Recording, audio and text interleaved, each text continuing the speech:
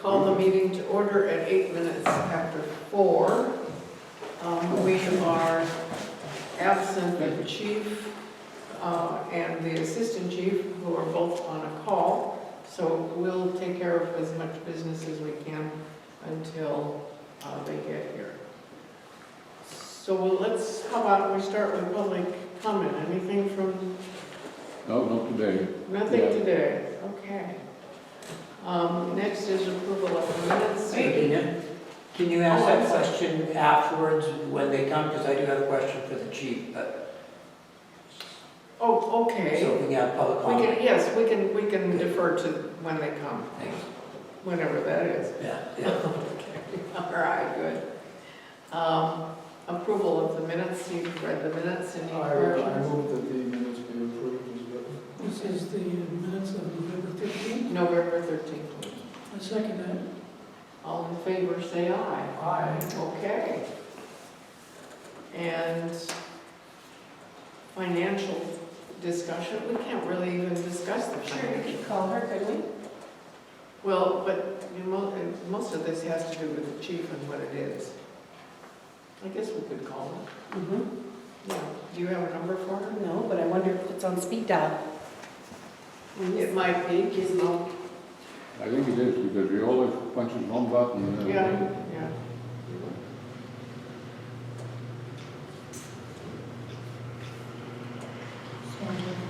They're coming in right now. Bet you that's them right now. Yeah, let's hold the meeting for 5 minutes. Is that okay with the Yep, the trucks are coming here. commissioners? And Just give us a few seconds here.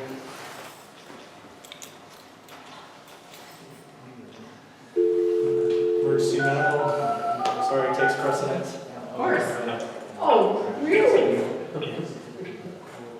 Well, we should pass a resolution on Friday the 13th, so any calls. No calls. Hey Patty, thank you for Yeah. being patient with us today. We had a medical call and we're just getting into the meeting at this point, so thank you for being patient. Oh, absolutely. Making sure everything was okay. Thank you. Are we good? Yep. Okay, Okay, let's call the meeting back to order at 16:25. was the minutes, did you fill in the minutes? We did. Okay. We did. Okay. And we Sorry to adjourned. ask. And we adjourned and then we came back. And we're going to go back to comments because we have a question for you. Question for me? So I wanted to ask about the marina and the fire suppression system down there with the situation is at this point. Sure, right now we can't use any of the docks for their standpipe suppression systems. We've gone back to having to lay 400 to 600 feet of hose down the docks. And that puts us into a very plausible place to not have enough personnel to do that effectively or efficiently. So we could have more loss in the marina because of the time that it's going to take, maybe with only 3 people that show up or 4 people to get that much hose down the docks. So if we had the standpipe systems, I've been told that they're issuing permits again, or putting application back in for permits to start working on some of the docks down there.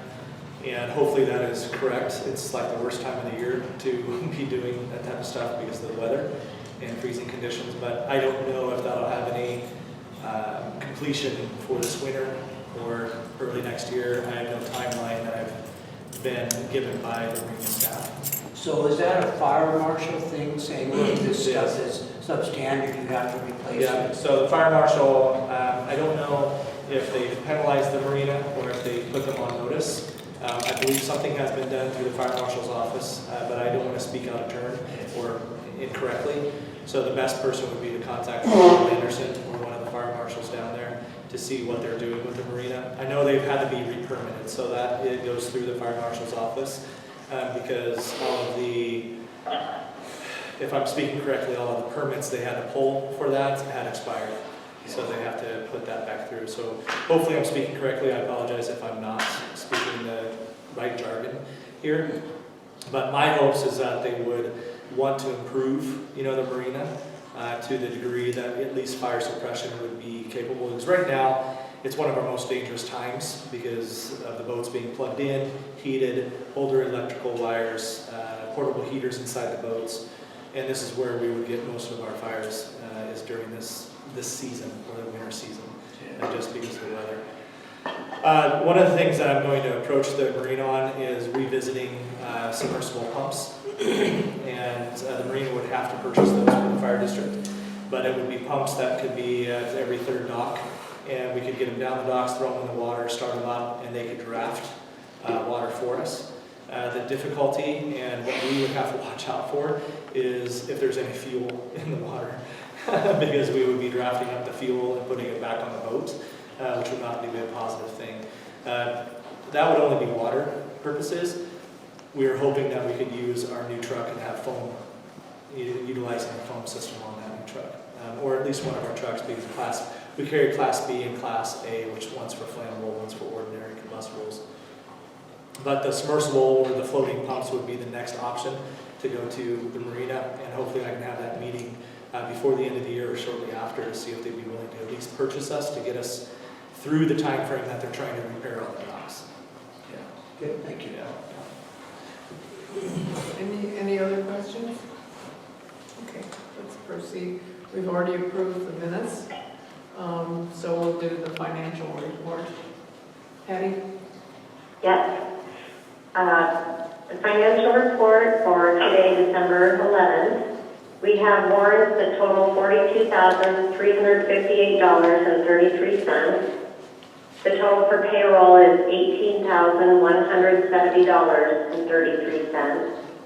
And this includes Chief Carlson's salary of $5,175 and Chief Shield's pay of $3,083.33. And there was one event for each of the commissioners and the secretary. The total payout for the volunteers, warrants included, is $10,190. And the November financial statements have been handed out for your review. So today we're looking for a motion to approve the warrants and payroll for December, please. Are there questions? I'd like to talk about the credit card since it's a little high. I was going to ask you to do that. Yeah, so the credit card total for this month was $23,000, and for good reason. Did you have a good time? Sure. Okay. Yeah. I don't have a tan or anything, so. But I want to go over the items that are reasons why. The biggest item that we have is for $6,713, and that's to EMT and fire training because we had 4 members start EMT training. So 4 of our members decided to go through EMT training, and that's the cost there. And it's the online training out of Idaho that gives them national registry reciprocity to the state of Washington. So it's the school that we've been using for a long time, and they've treated us extremely well. And we've done 2 in the past. More than that, we've done more than 2 people. 4 or 5 probably. Christian Craig just received his national registry at the advanced EMT level. So we've put his application to the state. He should be hopefully state certified by the end of the year. We're waiting on the province of British Columbia to sign off on his EMR license, saying that he's in good standing, because that's some of the paperwork that has to be done for the state of Washington. So that was the biggest one for $6,700. We had, last month I told you that all of our trucks were going in, and that was going to be an expense. So that came to close to $5,500. So one of them cost $2,600, another one was $1,100, another one was $1,200. And this is the annual maintenance that we do every single year for our fire trucks. Action Training Systems was $1,400, and that is our online firefighting training portal to maintain continuing education hours for our firefighters. And we have a contract. That was our last payment for the contract. I purchased a new base for my computer because my computer is really having problems in the office. So that was $1,400 through Dell. And then Washington Fire Commissioners Association. It's actually due at the end of December. Some organizations wait until January to pay it, but I went ahead and paid for that out of this year's budget. And So that's a yearly fee? It is. Okay. And it costs $1,600, almost $1,700 a year to belong to the Washington Fire Commissioners Association. And I think those are all the ones over $1,000. So that's where it really increased, was due to those costs. So just wanted to make sure everybody understood why. Any, No? That's just the big one, thank you. I'd like to move then that the payroll voucher for $18,170.33 and the payment request vouchers for $42,358.33 be approved. I second that motion. passed.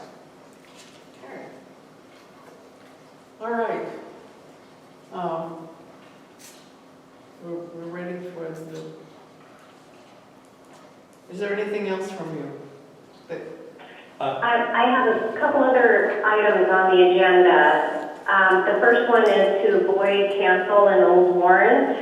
Well, I call it an old warrant, but it was actually just issued last month, requesting voiding warrant number 01097808 in the amount of $883.73 that was payable to Overhead Door Company. We processed this payment. The date of it is November 26th, is when the check was sent out. The invoice was paid from an emailed copy, and I didn't realize at the time that it had already been paid through the district Visa. So they went ahead and returned the check, which I physically have the original check in hand. So this is just a formality. If the commissioners would approve voiding this warrant and sign the form, then I will return that with the original check to the county, and they will credit our account back, our 705 expense account at the treasurer's office. Okay. Could we have? Yes, I move that warrant 01097808 in the amount of $883.73 be void. Second that. Don't we have to sign something? Yes, she has it.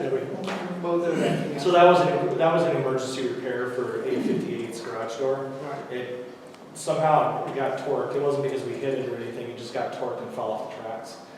And our amazing assistant chief could not fix it. Wow. So Is that a first? one of the first, but it was my choice. It was my choice, and we had overhead door come up on a weekend, which cost us a service fee because of an emergency repair, and it was for our primary maintenance store, so it had to be done. All right. And then there was something else you wanted to bring up, the budget update? Oh, yes, yep. Update on the budget. As of November 30th, we have 20.96% remaining in the budget, and that is compared to the same time last year, there was 18.02%.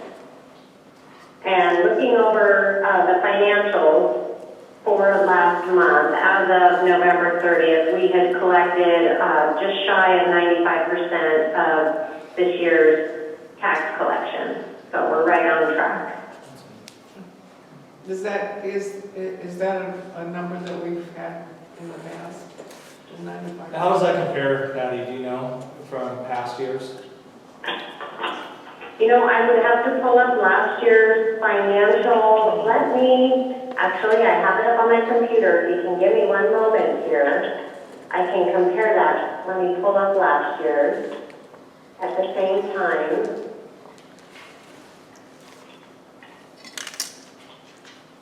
Why wouldn't it be 100% of if people pay the taxes?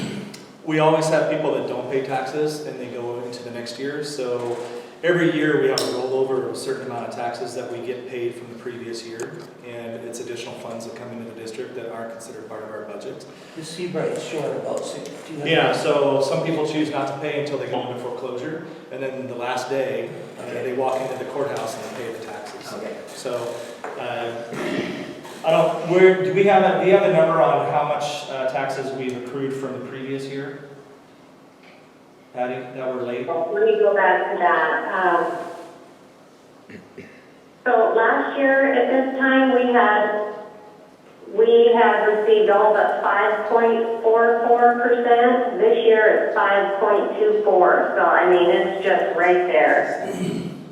As far as taxes, outstanding taxes, we have, this year to date, we've collected 43%. People that So haven't there's paid. still 56.5% to remain to be collected Yeah. from previous years. That's a culmination of probably anywhere from 1 to 3 years. So we still have 56%, what she's saying, we still have 56% of unpaid taxes from derelict properties. Previous years, yes. Yeah, so, yeah, or people that just walk away from their properties, right? And that's an issue for us, it's a struggle, it'd be nice to have those funds, but we always get Yeah, funds just from. shy of 22,000. Yeah, so we're behind $22,000 into our revenue. Chief, I have a question about this. The money that we receive, let's call it the hard money, okay? Because that's what we have and that's legit what we have received. Now, in this case that you just mentioned, it was about 15,000 that we still... 22,000. Oh, sorry, 22,000. That has no effect on your budget, right? No, the budget's already set. Right. It's just what could go into capital reserve for us. So this Does is, that, when the people pay up, that money goes into capital reserve. it goes into capital? Well, wherever the commissioners decide to place that, but it doesn't inflate my budgets. Yeah, I understand, but this is the first time that this has come up in my time, in the time I've been here. No, really, it has been. Because at one hand we're playing with hard numbers there. We either have the money or we don't have the money. There's 22,000 that is still to be collected. Yeah, which is over the That last 83 years. has never been brought up, as far as I remember. That Yeah, We bring it up every budget. Every budget, we talk about the possibility of unpaid property taxes. Yeah, yeah, the possibility, but no numbers with it. Oh, there we go. yeah. The numbers, this is the first time we've asked Yeah. Patty for numbers. Yeah, So to give a realization to it. right. And even with the numbers, it becomes reality more Yeah. than anything else. I mean, for us, $22,000 is a lot of money. Yeah, You know, that's a huge amount of money for yeah, me. of course. Right, because of our budget, but, who's responsible for collecting those taxes, Patty? That is through the Whatcom County Assessor's Office. So Well, that is what the amount is set by, and then people pay the treasurer's office, and it goes directly into our expense fund. Okay, does that So then, it always stays on the books, or it remains there and rolls over, is my understanding, for delinquent. okay. For a period of 3 years? No, the amount of $22,000 is over maybe a 3-year period that we still have to collect the taxes. And that money then kind of dribbles in, right? It dribbles in. We always have dribbles in. unpaid taxes every year that dribble in the next year. Okay. Yeah, But you don't mention it, at least I don't remember. You don't mention that in any of the monthly financial statements. Hey, No. we got another $1,500 this month or so. Yeah, I know that we mention it, usually in November, we try to mention that. We always have taxes that come in. Right, Just like the new construction, we never have a solid number No. of new I construction. know. So it's usually more than what we project. It could be less, I guess, but we don't add that into our calculation for money Okay, because we don't know what it's going to be. Yeah. all right, thank you. It's an interesting figure because it gives us an idea of what's happening in the building industry. Yeah. The levy and the mill rate is another conversation to have Oh, yeah. too, because there's big swings in that and who pays. And Yeah. there's tax vouchers, so people get vouchers that are low income, so they don't pay taxes, and all of that gets averaged in. So do our levy and mill rates go up, and it's an interesting process. So what happens after, like that 22,000, after 3 years? What, does the county take the property, or? Yes, they do. The Well, I know it county goes puts it into out for foreclosure. auction. It goes into That's correct. foreclosure, and it goes to public auction, and if you want to purchase property in public auction, you must come with cash, nothing else is acceptable, and the lowest possible price at the auction is the outstanding taxes. Yeah, and sometimes people that own the property, that's the day they show up. They come in and buy their property back. They pay it off right before it goes to auction. It's already gone in foreclosure. Yeah. Basically before then. Is there a right? Financial payment for that? I don't know. I don't know if there's a financial, do you know if there's a financial penalty, Patty, on, or like interest? Interest is accrued, I know that. Yeah, There's interest in I penalties. know it does accrue. I don't know if we see any of that. However, I'm sure the county does. Yes, yes. I really can't say the details as I'm not positive. Yeah, yeah. Well, I want to clarify though, we have, this is a 3-year period. This is an approximation of 3 years. Right, and so it's in the 4th year, a portion of that is dropped off. If they've paid it, Or if they haven't paid it, Or it just stays there? it just or- stays there. We keep forever? rolling it over. Yeah. Sure, those taxes will always remain owing. Okay. If somebody abandons their property and it takes 7 years they have to be served properly, you can't foreclose on someone who hasn't served them properly. So it takes 7 years and they finally catch it all up and then somebody buys the property, all those outstanding taxes for all those years are That's right, due. they have to catch up on it, yeah. Yeah, Okay. and it's not something we ever figure into No, our yearly divisional budget process. It's not something we take. it's not. Yeah, Right, and the reason why I know it's multiple years is each month when the treasurer's office send me the financial reports for reconciliation, they also send something, it's a receivable summary, and it's strictly tax-based as far as our revenue. So it shows what taxes were collected for 2019. I'm looking at the latest one I have is dated October 31st. And it starts at 2019, and then the least amount we collected was for the tax year 2015, which was $91.44. So I guess that it goes all the way down to 5 years. So it's just something noted, and anything other than the current year, I just add those up, put them in on one line item. So we never budget for it, like Chief said. However, it's in the accounting system as far as what is remaining, and it shows up on your financial report that you review each month also up in the revenue. Good, thank you, Patty. That's Okay, do you have anything else, Patty? I do not. Okay, thank you so Patty's much. going to be here on Friday Yay! for the Yes, volunteer I look recognition. forward to seeing you all today evening. Yay. Great. So she'll be here. Let me see. Had to put you on the plate there, Patty. So in case you don't show up. It's better now than Friday. I expect to not be put on the spot then. So, yes, looking forward to the recognition event. And why did you plan it on Friday the 13th?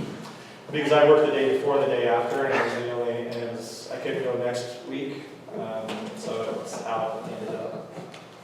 Yeah, hopefully it's a good night, Friday the 13th. Okay, let's move on. Correspondence. No correspondence. I do want to bring up that there was a couple obituaries in the paper that they published, and the individuals that passed away, their families mentioned the fire district and what we did for their families during the time that the process was playing out. And they said some great things about us, and it just goes back to understanding why we're doing what we're doing and the new program, the CARES, Community Paramedic Program that we have in place, and how valuable and what it means to people in the community that have used it in the past. So I just wanted to bring that up. Good, thank you. All right, your report. So Chief's report for December 2019 for the month of November. Point of information, we had a very successful Veterans Day during the memorial. It was a great day. We had the rotathon going on at the same time.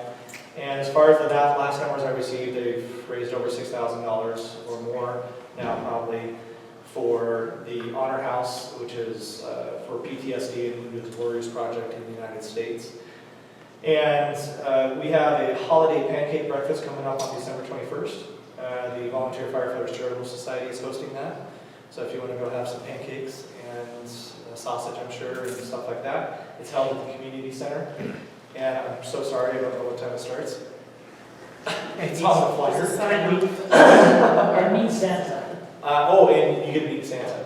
Yeah, so we're gonna have Santa there for the little kids, or big kids, Bill. You guys can sit on Santa's lap, if you would like. I'll play Santa too. John's getting the time, so I can get that out here. And then we had, I brought that up a little bit earlier because of the credit card, but we had 4 members start EMT training online out on those. So hopefully they'll be online by the end of March of next year.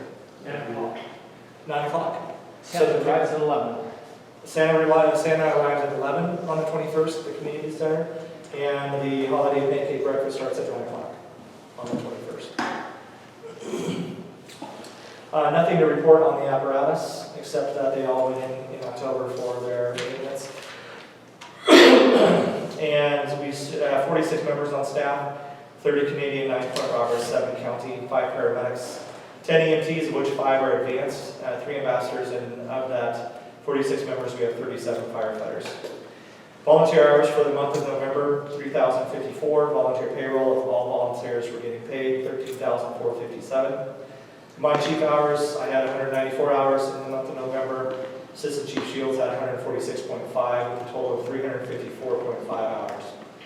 Total calls, we had 30 calls. In November, 11 EMS calls. We had 3 transports from this agency to St. Joseph's, 1 Airlift Northwest transport, 6 no transports, and 1 transport to North Whatcom for EMT transport to St. Joseph's. We had 14 community paramedic EMS care calls, and we had no agency assist or public service calls. 5 classifications for fire. We had 1 illegal burn outside. We had 3 false alarms. We had 1 structure fire, and that is it for my report for the month of November. I'll field any questions. Chief, if I may Yes. interrupt. Who are the ambassadors nowadays? We have my wife, Pamela Saunier. We have Rebecca Hathaway, and then we have Margaret Knowles. Is our 3rd ambassador. What is the official, what is the typical role of an ambassador? So their job is to help spread the information from the district, give the public information about the district, participate in our annual events, and be here to talk to the public and socialize. And they also, I'm trying to establish a family auxiliary in 2020 for our firefighters. And what that will be, they'll most likely be leading it as ambassadors, but the family auxiliary is going to be to where my volunteers spend so much time here. And on average, it's 80 hours a month with our high volume volunteers. The weekend duties and the time that they're away from their families. And a lot of them are young families, brand new babies. One of our, Stephen Jones, just had a brand new baby. Is it a boy or girl? A boy? I think it's a boy. It's coming, yeah, it's coming to the volunteer recognition. They got his birth certificate, so they're going to bring it to meet Santa as well. But they spend so much time down here and they're away from their families, and I want there to be an avenue for their families to be part of this agency as well. They wouldn't be a volunteer or anything like that, but they could help out with our special events and come down for dinner on a Friday night or a Saturday night when their husband or wife is on shift here or their partners are on shift here. And I think it would alleviate some of the stress that goes on within their relationships because of how much time they spend here and how they have to explain that to their partners. So that's something I've been thinking about and talking about with the group for probably 6 months, and I'm hoping to get it started in the first quarter of next year, up and running, but I'm looking to my ambassadors most likely to help lead that. Great. I think it's a great idea. Yeah. Get them involved. Huh? Yeah, to get them involved. Yeah. Because, again, I think it would really help their relationships if they're struggling to be able to come down and spend time here as well. Good, sounds great. Anything else for the chief? No. Unfinished business? Nothing that I know of. New business? You guys are mute today. Yeah. Patty, do you have any new business? I do not, thank you for asking. Okay, I'll ask for adjournment. I recommend we adjourn. I second that. And we will adjourn at 16:56. 54.